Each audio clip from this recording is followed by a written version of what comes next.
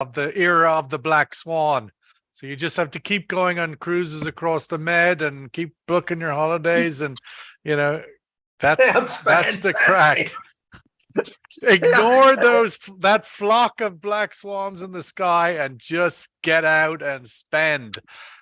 It's Monday, the 24th of April. It is 28 degrees and sunny in Dubai, and we're loving our cooler weather these days. But oil prices are opening today in Asia, weaker, continuing a downward trend that we saw last week.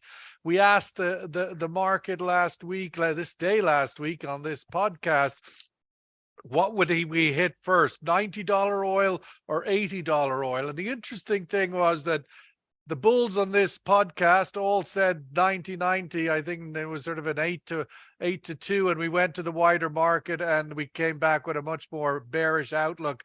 And it looks like the bears are winning at the moment as we opened this morning down over 1%. 1 week doesn't make a summer, I suppose. Let's get the wisdom of Omar Najia, global head of derivatives at BB Energy. Omar, your thoughts as we come to the end of the first month of April on the doorstep of supposedly seeing some OPEC output cuts? I think you have to take like a long-term view of this market. So 20th of March, the low was $64 plus or minus, right? And we went all the way up to, let's call it $84 a couple of weeks ago, or basically on the 12th of April. So the fact that we've come down is, I don't think it's an indication of a trend. I think it's basically what we're doing as a market, I think, in my opinion, is correcting the move, the $20 a barrel move we've had up. And the market will, in our view, basically go up again. So it's very interesting that for people who look at the news, they tell you, yeah, but there's going to be a recession.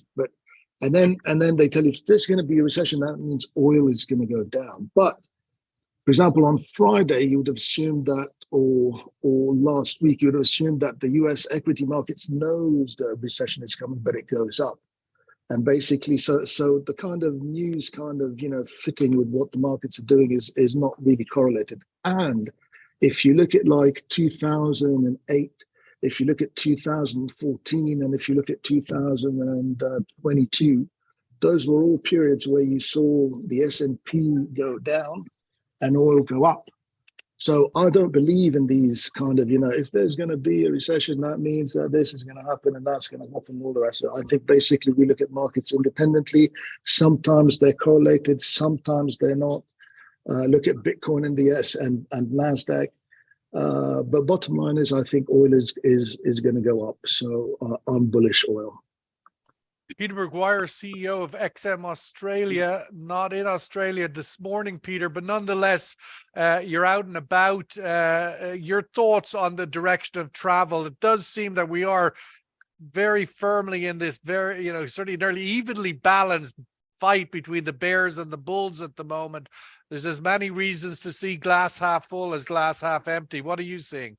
Well, exactly, Sean. Good morning from Dubai. That US dollar index, if we start with that, it's been fairly range bound. I know we've got a big week of data coming out this week, and I'm looking forward to seeing how the numbers present from certainly Eurozone, Germany, and the US. So it's range bound. There's been no big push from equities really over the last couple of weeks. It's been, just that choppy sort of trade. Oil's given back those strong gains, as Omar mentioned. And where we sit from here, I'm just, I think we just got to see how the numbers drop and then how we move forward into May and June. But I don't think it's going to disappoint. That US dollar index sitting under 101.80. So it's had a bit of a pullback, and there may be further softness there, Sean, over the next matter of, well, depending upon that data drop, whether we're going to see up sub 100. Gold's given up the gains also, sitting at 1990, but still holding strong. And there's still plenty of excitement in the markets.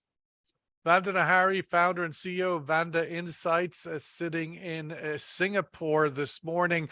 Vanda, your weekly newsletter came out on Friday, and you were pointing that the recession outlook that Omar is dismissing as a sort of downward force on the oil price, but clearly your newsletter last week told us, from your point of view, that's what's keeping this oil price under control. Indeed, and good afternoon from Singapore to everyone. Look, I think economic sentiment very much remains in the driver's seat. So exactly as you outlined and my fellow panelists did as well, the bump produced by the surprise OPEC plus cuts is gone. Just before the weekend decision by OPEC plus, Brent was hovering just below $80, and it looks like that's where it is headed again. The way on your show, Sean, we've been talking about like two halves of the year. The way I see it is two halves of the world. So we're seeing the West, US and Europe, where the economic momentum is going downwards. And we see the other half of the world, which is Asia, where it is, continuing to accelerate. But when you look at Asia, a big part of that equation is China, of course. And as I also wrote in the newsletter, we had a deluge of China data over the past fortnight. And of course, the quarterly GDP figure of 4.5% growth, and then a host of March data as well, both from macroeconomic as well as oil. And the sum total of that data has basically left the oil market participants sitting on the fence. There's just no net effect of the data to persuade people to move out of the wait and watch on China. So, as that sort of potential optimistic factor remains on the sidelines, the path of least resistance, I think, is going to be down, because there's just too much fear, too much uncertainty. I think too much has still to come out in terms of what we're going to see the Fed do, what we're going to see the ECB do. In fact, both the decisions just over a week away, and how the markets are going to react to it. I'm afraid I don't share Omar's optimism or bullishness. I think we have more downside to see. Omar, on that point, I mean, as you're saying in your earlier comment, that the correlation between the equity markets and the oil markets don't move in the same direction all the time. And we're seeing, obviously, that's very true in this period, except it's the opposite way around. We've had a fairly bullish outlook. You were saying before we came on with Peter there that the sort of ultimate indicator of risk on, that being Bitcoin and equities in general, have seen a big run up since the low in the fourth quarter. And the counter is the opposite for oil. Oil hit $98 in early November. It's been on a slide ever since, down to 80, whereas the equities and others have been moving in the other direction. So we've had that divergence. How do you sort of put that in your assessment?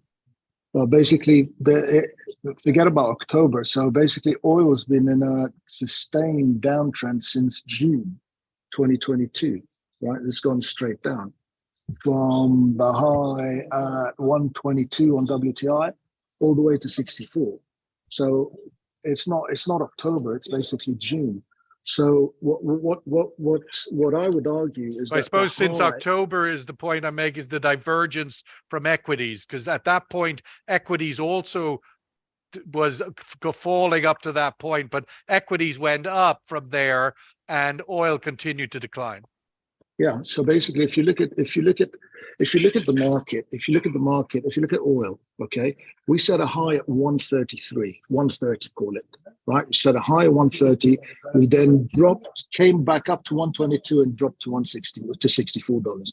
I would argue that is a completed correction of the entire move that we saw from 10 to 130. So the move from $10 the next day after it went to minus whatever it was, $30, $40, that entire move up over $120 has now finished, has been corrected in its entirety down to $64. So I would argue that you're now starting a new bull phase for oil. I would argue basically that if you look at the dollar index, we're bearish the dollar index further forward. But again, the trading is all about the nuances, right? So I think the dollar index will actually rally in the short term from here, not dip. So we think the dollar index gets to, let's say, 101, 100, whatever the number is, bounces, gets to 107 again, plus or minus, and then drops off a cliff. So we'd argue short-term weakness in euro and GBP, short-term strength, which would again argue for basically quote-unquote risk off. But I don't think that this kind of, the normal kind of, risk off ideas will play out this year. So I think Bitcoin will go up, even if the US dollar starts to strengthen or does whatever it does, because I think there's a different kind of understanding about what's happening now with the US dollar longer term, with Bitcoin longer term, with the US debt market, all that kind of stuff. Equities, I think, will come off. The only question is from where, whether it's in the next 2 months, 1 month, whatever. But I think markets have their own patterns. And it's just that some have started something 2 months early, 3 months before, 4 months later. So they don't have to move together. One can be offset by a few months. Peter, just to pick up on that currency outlook, and I know you track currency pairs very closely, as does XM. This sort of narrative of the de-dollarization, ultimately everything is a two-sided trade. If we argue, or there is an argument for the sort of the end of the dollar preeminence global economy, then that means money has to go somewhere else. So what are you putting your life savings in won, in the ruble? Are central banks in Europe going to start holding the won and where is this bulk of money going to go if indeed one takes on that narrative of de-dollarization? Well, Sean, it's a fantastic question. And more importantly, what we've seen in the last 8 months, building on what Omar said, and this will lead into that story, we had a low, and we've got to be conscious of that, of 103 for that US dollar index in June. It hit 114.50 in September. So that massive move to the upside, strengthening. Then it capitulated back to 103 in February, and now we're sitting under 102.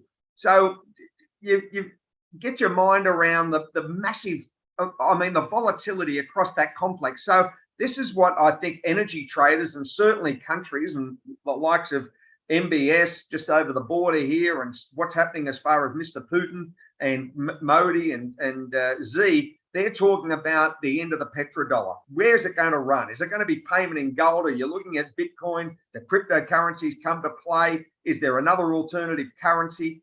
It's difficult to really forecast, Sean, but we know one thing. It's extremely sensitive. And I think any bad news stories are going to really impact the value of the dollar or significantly change people's views. And that could be as early as the debt ceiling and as little as 6 weeks away. So we're going to see how Mr. Biden plays and how all of that with Kevin McCarthy rolls. Well, just to pick up on that, we are on the doorstep of the next rate hike. Does the oil market still care about rate hikes? It seems that it's an indicator of other things. Absolutely, because if it's worse than what we expect, then and that lockdown next second and third, so it's Tuesday, Wednesday, there'll be a blackout. If it's worse than expected this week, then that leaves Jay Powell to say, do we look at 50 basis points or do we look at 25 in May and then another run over the summer period? So we're all dependent upon where those CPI numbers lead from Germany. You're looking at what happens as far as ECB and, of course, with the US. So, yeah, that inflation story is not over yet, Sean, and higher rates and the impact that is as far as, return on investment. They're all factors that need to be very much considered, from retail trading all the way through to central banks. Vandana, we have also the OPEC plus cuts are due to come into effect next week. The recently announced ones, the 1 point, whatever you want to put your point on, million barrels a day. But the oil market's still sort of declining since that announcement, even with if you add the additional reality of Iraqi production out of Kurdistan also still out from its exports through to Turkey. Now we have the crisis in South Sudan, or in Sudan rather, but oil coming out of there could be in jeopardy, and yet the oil price is falling. Do you expect OPEC Plus to follow through with their cuts? I think OPEC Plus might have grabbed a tiger by the tail, Sean. So 1.16 million barrels per day, how I calculated for the new cuts that were announced, voluntary cuts by about 8 members. And then they added Russia's 500,000 barrels per day that had been pledged before. So they said total is going to be nearly 1.6, 1.7 million barrels per day. The reality of that is that as far as Russian cuts are concerned, the market has grave doubts. Let alone 500,000. The market right now doubts whether Russia has cut anything, because we have seen the outflows, the exports from Russia over Feb, over March, and whatever in the first few weeks of April. And Russia is exporting the same amount of oil, and that's crude as well as, for the best part, refined products as well, at the same levels that it was doing last Feb. So yes, there hasn't been an increment, because over this period, bearing in mind that OPEC has been increasing everybody's quota, Russia has not really been able to take advantage of that because of sanctions. But Russia, the market is taking that with a big grain of salt. So then you have the remaining 1.16 million barrels per day. Look, I feel most of it would probably get delivered. The reason you're not going to see, or you're not seeing a reaction now, is because you saw the reaction 2 weeks ago.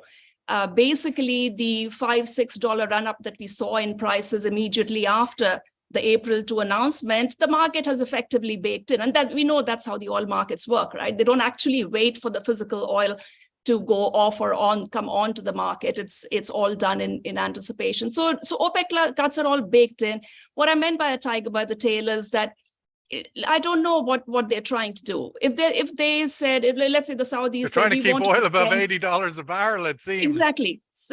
So how much further are they willing to go? And mind you, now this is no longer cuts distributed across the 19 members, which is how it should be, because most of the members are still producing well below their quotas anyway. So how much more burden of the cuts are these few members willing to take? How far are they willing to go if prices continue to slide below 80 again? That's, I have my doubts on whether they'll be able to maintain that sort of floor through the rest of the year. Well, we certainly looking at that. I mean, Saudi Arabia, as we know, the sort of kingpin here, has major obligations within the kingdom's economic development program, and they do need $80 on Brent. Let's go to the survey question this morning, and it takes a little bit of thought as to where this, where you would put your tick in the box here, but which will win the battle to influence direction of oil prices over the month ahead? All of these four narratives you hear in the sort of ether as to which is the most impactful. The G7 GDP weakness, we heard all about that last week when we had the World Bank and IMF meetings in Washington. The economic outlook, even the 4.5% in China in the first quarter, didn't get much of a celebration. And when you consider that in 4.5% of the China economic growth was only an increase from, because in the fourth quarter, when the Chinese economy was totally locked down, well, not totally, but ultimately closed, it was still at a 2.6% growth in the fourth quarter. So the difference between the open China economy and the closed one was only about 1.67% of GDP growth. So not a great spike from there. So where are you putting your tick in the box? This is the question. What will win the battle to influence the direction of oil prices in the fourth quarter? Omar, I wanted to get your thoughts. We can't sort of really start a Monday morning with the escalation of the crisis in Sudan, a big geopolitical event now, not stopping. If anything, it seems to be escalating further Is this something that one should be paying attention to from an oil market point of view, from a geopolitical risk point of view? So let me kind of explain. So you ask people about Sudan, they'll be, it's really sad. I don't know what's going on and all this kind of stuff, right? But to me, it's pointing to the West getting basically handed like a fist in Ukraine. So basically, what's happened, if you ask me what's going on in Sudan, is quite simple. So the Russia agreed with Sudan to have like a port and base for their navy, right? And that was all on the Red Sea. On the Red Sea, which they've been, trying to do for a long time. A couple of weeks ago, 3-4 weeks ago, they finally agreed. And then they had like a change in government. Something happened, but then they agreed again. So all was fine. And then, as if by magic, we see basically fighting break out between the pro-government and anti-government and I don't know who and I don't know what and all this kind of stuff. So to me, basically, this is all to do with Russia's naval port, the agreement to have a port on the Red Sea, and the US freaking out.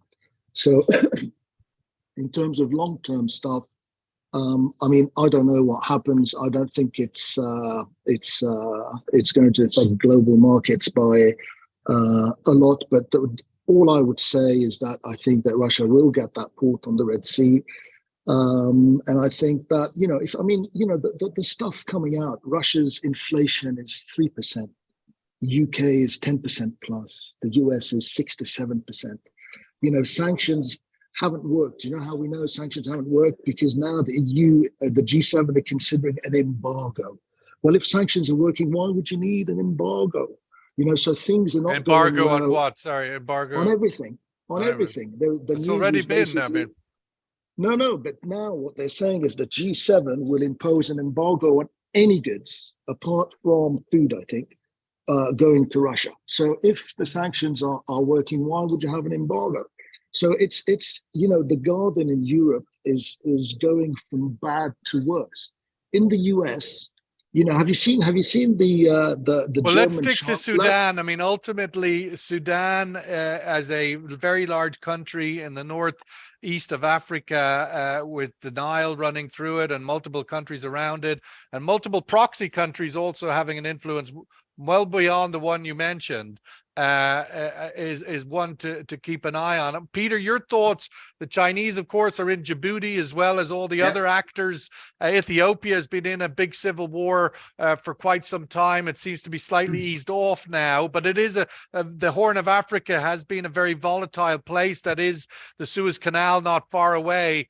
Your thoughts on if this is a major event? Is this emerging as yet another potential black swan? Well, of course it is, Sean. I think from, geopolitical sensitivity, if it impacts freighters, if it impacts from a war perspective, then it's certainly going to have, I think, some sort of impact as far as price to energy. And we've just got to work through that. And I've been around long enough to take on board different political hotspots or geopolitical hotspots and how they impact markets. And this one could be the start of, we've just got to see how it unravels and where that takes price. But yeah, I think it's certainly got an impact towards it. Vandana, just picking up on some of this, Omar referencing it as well, the continued efforts to embargo and price cap Russian oil. We now have a story over the weekend of the Indian banks refusing to settle Russian oil bills above the price cap, and they have become a significant importer of discounted Russian crude. What's your outlook for that challenge of managing sort of legal, quote unquote, Russian imports into India and other places in Asia while not violating the price cap? Yeah, this is certainly going to be a key development to watch. Our estimates is that India imported about 1.64 million barrels per day of crude. Almost 30% of its crude came from Russia in March. So that's, substantial volumes. And of course, going with that hand in hand is substantial savings for Indian refiners, which I think the Indian government very much would want to try and preserve. Now, one of the reasons we know that Urals went for above the price cap of $60 a barrel on an FOB Russia basis was when Brent jumped to close to $87 a barrel a couple of weeks ago, right? So we've seen Brent come off quite a bit since then. So I would imagine that I haven't checked what the latest Urals FOB translates to, but probably that's sort of the danger zone for Urals, which is the flagship grade that India is importing, is probably not going to be a case anymore as long as prices remain at current levels or go even lower. I think what really happens here is, the other grades, Russian grades of like ESPO and SOCOL, which have been trading well above $60 per barrel from day one. So, those are at a considerable premium and remain at a considerable premium. And India has been importing more of those as well, and which is, what you would expect naturally to happen as India continues to increase its total intake of Russian crude. Which So also is, while, just to interject there, if I may, that as this continues, India's import, the percentage of Russia's market share of India oil is at the cost of OPEC's share. We're seeing OPEC's share of India's oil imports drop to a over 20-year low. yeah. Is that an issue? As that grows, is that an issue? Look, I mean, that's a question I asked long back as well when Russia started selling, increasing volumes last year. But clearly, and what I connected that with is that then let us see how the dynamics within OPEC Plus play out as a result of that, right? And so far, we've seen that that there hasn't really been a source of friction or tension within OPEC Plus. So I'm not really sure what stance the Saudis and the UAE and the likes are taking. But clearly, whatever their support for Russia, I would think, is probably winning out over any other considerations. Omar, just sort of looking to the week ahead, as we have stated, oil opening, it's early doors Monday morning in Asia and now the Middle East, oil trading down over 1% and Brent knocking on the door of 80. Does it find a floor here, do you think, or does it go lower before it goes higher, so to speak? No, I think if you look at the chart, there's a gap. So when OPEC, so on a Monday, OPEC announced on a Sunday, they announced their cuts, right? So the price difference from the Friday where it closed to the next Monday, there was a massive price gap, right? So that gap goes all the way down to about 75, 68 was the origin of the gap. So you could get WTI try and close that gap, which is quite normal. So if it doesn't close that gap, if the unthinkable happens and for some reason, the market goes nuts and goes up to the upside, then that would also be like super, super bullish.